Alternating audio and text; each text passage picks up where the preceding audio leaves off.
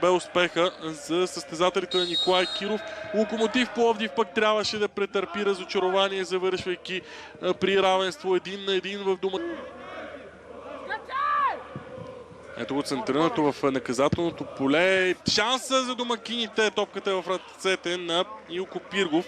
Алекс Колев не успя да нанесе по-хубав удар, който да затрудни Илко Пиргов.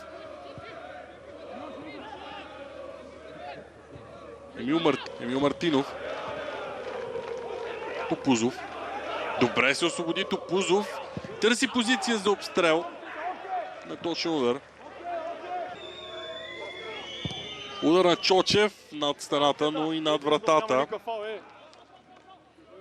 По-активно действаше от левия фланг на атаката в последните минути.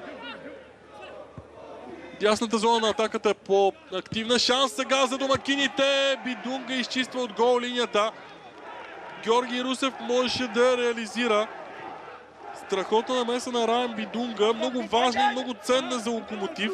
Ето още веднъж първо действията на Гомис, които не бяха особено убедителни. Корнер за домакините.